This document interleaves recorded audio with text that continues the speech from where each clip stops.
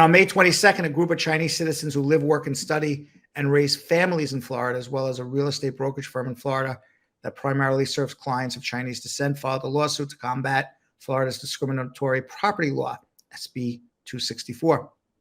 This law, signed by Governor DeSantis, the legislation restricts most Chinese citizens and most citizens of Cuba, Venezuela, Syria, Iran, Russia, and North Korea from purchasing homes in the state of Florida. Unless the courts act to reverse this law, it is going to take effect also on July 1st, 2023. The plaintiffs are represented by the American Civil Liberties Union, the ACLU of Florida, the Hang Law Office PC, and the Asian American Legal Defense and Education Fund. The lawsuit argues that SB 264 will codify and expand housing discrimination against people of Asian descent in violation of the Constitution and the Fair Housing Act.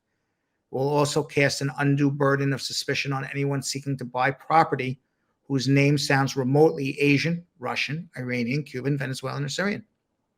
Governor DeSantis has argued that this law is necessary to protect Florida from the Chinese Communist Party, but this rationale equates Chinese people with the actions of their government, and there is no evidence of national security harm resulting from someone with Chinese passport owning real estate in Florida.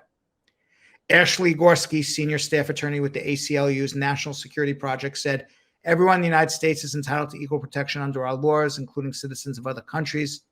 If SB 264 goes into effect, it will profoundly harm our clients and countless other immigrants in Florida."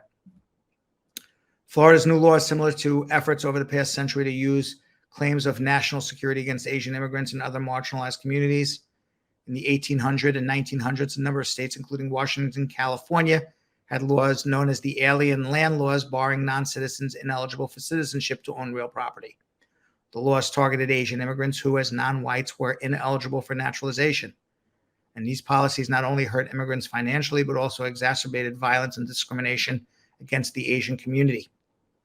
Over time, these laws were struck down by the courts or were repealed by state legislatures because they violated the Constitution's equal protection guarantees.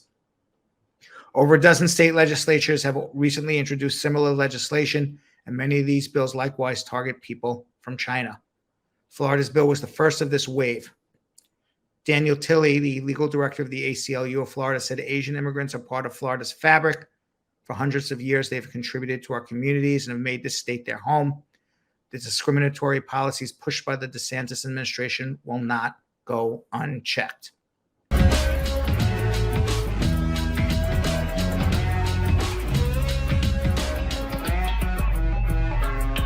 Thanks for watching. For more Brad Show Live, like and subscribe to our YouTube channel.